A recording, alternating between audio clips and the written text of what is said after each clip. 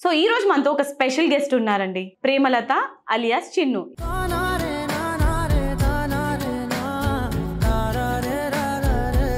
So ఎంతమంది propose చేశారు చిన్నుకి? చాలా మంది చేస్తారు, ఇంకా సోషల్ మీడియా అన్నాక చేస్తారు కదా.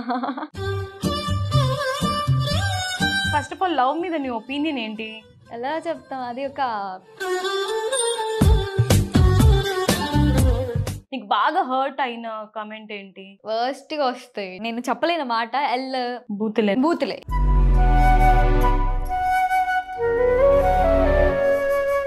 అవును, మరి నీకు ఫాలోవర్స్ ఎక్కువ ఉన్నారు కదా, కొలాబరేషన్స్ అని, ప్రమోషన్స్ అని, ఇంకా నీకు ఆఫర్స్ కూడా ఎక్కువే వచ్చి ఉంటాయి ఇప్పుడు వరకు. వెబ్ సిరీస్, షార్ట్ ఫిలిమ్స్, ఇంకా నువ్వు చాలా ఫోక్ సాంగ్స్ కూడా చేసావు.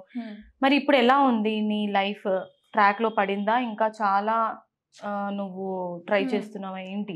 అంటే ప్రస్తుతానికైతే ఒకప్పుడు బాగానే ఉన్నింది. అంటే మిడిల్ క్లాస్ ఫ్యామిలీ కదా, ఇంకా తెలిసిందే. ఇంకా నాన్న ఆ టైంలో నాన్న బిజినెస్ మ్యాన్ ఫస్ట్. సో ఆయన లాస్ అవ్వడం వల్ల కొంచెం అప్పులు అవి ఇవి ఉన్నాయి ఊర్లో. సో అవి క్యూర్ చేసుకుంటూ అవి తీర్చుకుంటూ ఇంకా వచ్చి ఒక సిటీలో ఉండడం అంటే పెద్ద టాస్కే. రెంట్స్ అన్నీ చూసుకోవాలి. సో అలా నా హౌస్కి మొత్తం, ఇంటికే మొత్తం అయిపోతుంది. సో సేవింగ్స్ అనేది లేవు. ఉన్నప్పుడు నాన్నకి హెల్త్ ఇష్యూస్ వల్ల ఇంకా అది మొత్తం అలా వెళ్ళిపోయింది. అంటే ఇప్పుడు నా క్వశ్చన్ ఏంటంటే, నీకు ఇంతమంది ఫాలోవర్స్ ఉన్నారు కదా, ఇది నీకు నీ లైఫ్ కి ఫైనాన్షియల్ గా ఎటువంటి ఉపయోగపడట్లేదా? పడింది బట్ ఇంకా స్టిల్ ఇంకా గ్రో అవ్వాలి అనుకోండి. ఓకే, అంటే నువ్వు సోషల్ మీడియా ఇన్ఫ్లుయెన్సర్ గా అసలు ఎందుకు మారాలనుకున్నావు? ఫైనాన్షియల్ ప్రాబ్లమా, లేదంటే యాక్టింగ్ మీద ఇంట్రెస్టా? ఫైనాన్షియల్ ప్రాబ్లం ప్లస్ యాక్టింగ్ మీద ఇంట్రెస్ట్ కూడా. అంటే కోవిడ్ టైంలోనే కదా నేను. మరి అలాంటప్పుడు బాగా చదువుకుంటే, జాబ్ చేసుకుంటే కూడా నువ్వు అప్పుడు ఫైనాన్షియల్లీ స్టేబుల్ అవ్వచ్చు కదా హాయిగా. స్టడీకి టైం పట్టిద్ది. ఇప్పుడు పే చేయాలి కదా కాలేజెస్ ఫీజ్, కానీ ఇప్పుడు ల్యాక్స్లో. నేను అనుకున్నది, నాకు స్టడీ అంతా సెట్ అవ్వలేదు. లేదు ఏదైనా చేస్తే లైక్ అందరు నన్ను గుర్తుపట్టాలి, whatever it is, fame రావాలి మంచిగా, తక్కువ టైంలో ఎక్కువ పెద్దగా గ్రో అవ్వాలి అనేది నీ ఇంటెన్షన్.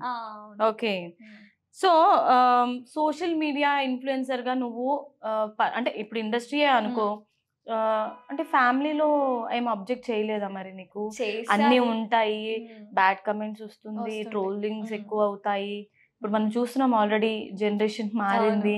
ప్రతి ఒక్కరు అరే ఈ అమ్మాయి తెలుగు ఇండస్ట్రీలో ఉంది, అసలు ఇండస్ట్రీలో ఉంది అనగానే బ్యాడ్ ఇంప్రెషన్ పడుతుంది. మరి మీ ఫ్యామిలీ వాళ్ళు ఎలా సపోర్ట్ చేశారు నీకు? మమ్మీ డాడీ అసలు పట్టించుకోరు. ఫస్ట్ థింగ్ అయితే నాకు నచ్చింది ఏదో వాళ్ళు ఓకే అనేస్తారు.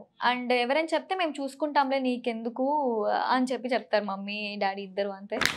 సో అలా ఇంకా రిలేటివ్స్ కామెంట్స్ అంటే ఇంకా నార్మలే అన్నారు. ఇప్పుడు కొంచెం సెటిల్ అయ్యి లైక్ వాళ్ళు ఏంటంటే, వాళ్ళు చూడండి చాలా ఉంటుంది.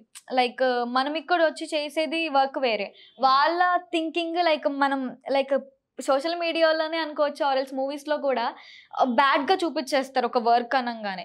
ఇప్పుడు బయటికి వెళ్ళి ఒక అమ్మాయి చేస్తుంది, ఒక వీడియో చేస్తుంది, సాంగ్స్ చేస్తుంది అంటే మిడ్ నైట్ టైమింగ్స్ ఇవన్నీ అవుతూ ఉంటాయి. సో అవన్నీ చూసి క్యాల్కులేట్ చేసి జనాలు ఏదేదో అనేస్తుంటారు, కానీ మనం మన వర్క్ కోసం వెళ్తున్నాము అనేది ఎవరు పట్టించుకోరు. సో అలాంటప్పుడు మనం లైట్ తీసుకోవడమే బెటర్. అది మనం తీసుకున్నాం అనుకో ఇంకంతే, ఇక్కడే ఆగిపోతాం, మనం గ్రో అవ్వం. సో చిన్ను, నీకు ఫాలోవర్స్ ఎక్కువ కదా, మరి అందులో చాలా మంది నేను లైక్ చేసే వాళ్ళు ఉన్నారు, హేటర్స్ ఉంటారు, లవర్స్ ఉంటారు. మరి వాళ్ళలో లవర్స్ గురించి మాట్లాడదాం ఫస్ట్. ఓకే, సో ఎంతమంది ప్రపోజ్ చేశారు చిన్నుకి? చాలా మంది చేస్తారు, ఇంకా సోషల్ మీడియా అన్నాక చేస్తారు కదా. మరి నువ్వు ఎలా తీసుకుంటావు? హ్యాపీగా రిసీవ్ చేసుకుంటావా, లేదంటే సీరియస్ గా ఆలోచిద్దామా? అలా ఏం లేదు, సిల్లిగానే ఇంకా నార్మల్గా తీసేసుకుంటా. అంటే అందరూ సరే నీ వీడియోస్ చూసిన తర్వాత love you Premalatha, love you Chinnu, love you అక్క, ఇది అది అనడం. అవును, మరి అందులో ఒక పర్సన్ అక్క అని నిన్ను ప్రపోజ్ చేశాడు కదా, అదేమంటావు మరి? లవ్ యూ టూ తమ్ముడు అని చెప్తాను ఇంకా. అంతేనా? ఆలోచించావు మరి వాళ్ళ గురించి? లైట్ తీసుకుంటా. లైట్. మరి సీరియస్ గా ప్రపోజ్ చేసే వాళ్ళు కూడా ఉండుంటారు కదా అందులో. మరి అంటే వాళ్ళు సరే కమెంట్స్ విషయాన్ని వదిలేస్తే, ఇన్బాక్స్ లో ఎవరు మెసేజ్ చేయలేదా ఐ లవ్ యూ అని? చేస్తారు కానీ పట్టించుకోను అంతే. ఎందుకు? నీకు గ్రోత్ కావాలి లైఫ్ లో, ఇవన్నీ ఎందుకు అంటావా? అంతే. ఓకే, ఈ విషయం గురించి నేను ఇంకో క్వశ్చన్ అడుగుతాను. ఫస్ట్ ఆఫ్ ఆల్ లవ్ మీద నీ ఒపీనియన్ ఏంటి? ఇలా మాట్లాడుతున్నావు కదా, లవ్ మీద నీ ఒపీనియన్ ఏంటి? లవ్ మీద ఒపీనియన్ ఎలా చెప్తాం, అది ఒక ప్యూర్ ఒక మదర్ ఎలా మనల్ని లవ్ చేస్తుంది. సో అలాంటిదే ఒక సపోర్టివ్గా మనకి పక్కనే ఉండి నువ్వు ఏదైనా చేయి నేను ఉంటాను నేను చూసుకుంటాను అని జాగ్రత్త చెప్పడం. సో దట్ ఈస్ అంటే 24 గంటలు మాట్లాడడం కాదు, లైక్ షాపింగ్స్ అవి ఇవి కాదు, లైక్ ఏదున్నా సరే నేనున్నాను నీకు సపోర్టివ్గా. అది మనం ఇక్కడ ఉన్న తర్వాత ఇంకా సోషల్ మీడియాలో ఉన్నా అంటే ఇంకా పక్కా. సో తను సపోర్టివ్గా ఉండాలి ఏదైనా సరే. సో లవ్ అనేది ది థింగ్ అండర్స్టాండ్, ఒకరికొకరిని అర్థం చేసుకొని ఏదున్నా సరే నేనున్నాను పర్లేదు నువ్వు చూసుకో మంచిగా ఉండు అని చెప్పడం. That is love, that's it.